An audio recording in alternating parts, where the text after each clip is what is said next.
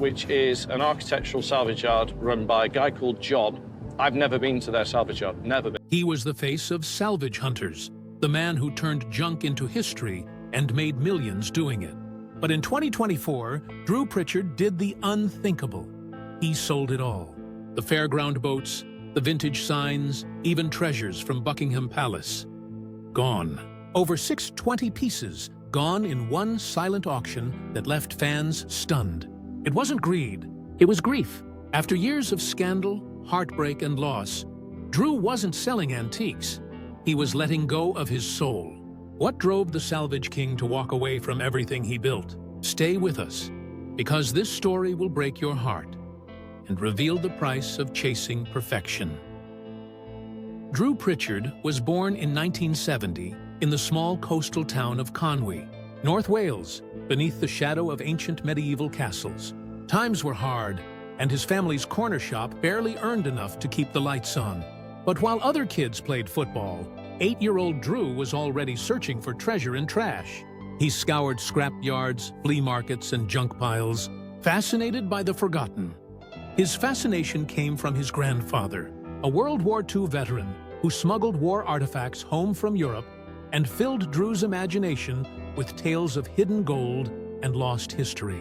Those stories lit a spark that would burn for the rest of his life. By 10, Drew was fixing broken toys with his father's tools, once even shocking himself so badly he needed stitches. Their backyard became a maze of old bikes, spare parts, and rusted metal. A miniature junkyard that worried the neighbors but thrilled the boy who saw beauty in decay. His father was a sign writer, crafting stunning pub signs with real gold leaf. Drew would stand beside him for hours, watching the careful brush strokes, learning patience, precision, and pride. But those paints contained lead, and years of exposure damaged his father's health. Watching that suffering carved something deep into Drew, the understanding that creation always comes with a cost. When a flood destroyed the family's small shop in 1982, Drew didn't cry. He got to work. He salvaged what he could, drying stock in the sun and saving every scrap of value. That moment, ankle-deep in muddy water, revealed the spirit that would define him. When others gave up, Drew rebuilt. School was never where Drew Pritchard shined. Undiagnosed dyslexia made learning a daily battle, and teachers dismissed him as lazy. But beyond the classroom walls, he was already shaping his destiny. At 15, he found work at a car restoration garage in Llandudno, earning just $2 an hour. Surrounded by the smell of oil and the hum of metal, Drew fell in love with the art of repair. By 16, he had saved $800 and learned to restore classic Jaguars and Triumphs, but not without scars. A welding accident left his hand permanently marked, a painful reminder that beauty often demands sacrifice. When police raided the garage for stolen parts, Drew walked away for good, vowing to build something honest from his own two hands. Soon after, in a dusty local yard, he uncovered an old Victorian gas lamp buried beneath debris, a rare piece from the 1880s. He sold it for $50, his first true victory. And in that moment, he saw his future. By 18, Drew was apprenticing with a stained glass restorer, mastering the secrets of architectural antiques. In 1993, just 23, he opened his first shop in Conwy, transforming forgotten relics into history reborn, proving that even broken things can shine again. He risked everything, sometimes even his life. A collapsing warehouse roof nearly killed him, and a live bomb discovered at one demolition site forced him to evacuate for days. But none of it stopped him. By the early 2000s, Drew had become a millionaire. In 2002, he got his first big break. A luxury hotel in London hired him to source vintage lighting. He found 50 Art Deco lamps and made $10,000 in profit. Celebrities began buying from him, and Drew became the man everyone in design wanted to know. By 2004, he was speaking publicly about preserving industrial heritage, warning that 70% of the UK's historic machinery had already been lost. His passion helped save 12 heritage sites from demolition. Then came the digital age.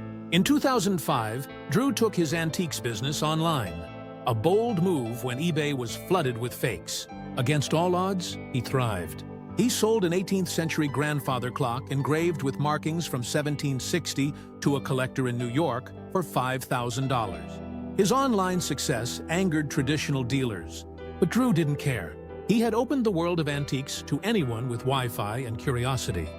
By 2008, his work was being noticed by major museums. He restored a 50-piece Georgian furniture collection for a London exhibit and even discovered hidden letters from the American Revolution inside a chair, worth $20,000. His fame grew, but so did the whispers. Some accused him of dealing with shady traders and fake antiques. It didn't matter. His name was now legend. Then came the show that changed everything: Salvage Hunters. In 2011, the series premiered on Quest TV, following Drew across Britain and Europe as he hunted for forgotten treasures in barns, castles, and scrapyards. The very first episode, featuring a set of cast-iron urns he bought for $800 and sold for $2,200, drew 500,000 viewers. The audience fell in love with his sharp eye and sharper tongue. By 2015, Salvage Hunters had aired 100 episodes, and Drew's net worth reached $8 million. But while the cameras captured his triumphs, they couldn't hide the cracks forming in his personal life. Drew's wife, Drew Pritchard, had been by his side since 1998. She was once a high-flying fashion expert in Hong Kong, but she left it all to join Drew's antique business. Together they built a brand and a family. Their children, Tom and Grace, grew up polishing silverware and learning the difference between real and fake antiques before they could even spell the word. They lived in a converted chapel Drew had bought in 1995 for just $10,000. It became a palace of salvaged wonders, filled with treasures worth 50 times that amount. Even Mick Jagger's old toilet turned into a flower planter. But behind the fairy tale walls, the pressure was mounting. The long hours, the travel, and the fame strained their bond. In 2015, scandal erupted. Drew began an affair with Amanda Thomas, the wife of his close friend, Janice Bryn Thomas. When the secret came out, the fallout was explosive. In October 2017, Janice confronted Drew at the Liverpool Arms pub. Words turned to shouts, shouts turned to punches, and glass shattered across the floor. Drew hit the ground, and by morning, headlines hit the news. Janice was fined, and both men were banned from local pubs. But Drew's reputation, once untouchable, was in ruins. His marriage crumbled soon after. In 2017, after 19 years together, Drew and Rebecca divorced. They split millions in assets, including their beloved chapel. Now worth $795,000 after the divorce, Drew moved to Bath, buying a $1.5 million Georgian townhouse. Elegant, grand, and empty. He threw himself into restoration, but the project spiraled out of control. Rot in the structure cost him hundreds of thousands, and what was supposed to be a dream home turned into another ruin. $800,000, but Drew didn't celebrate. He called those items old friends. Letting them go wasn't about profit, it was about peace.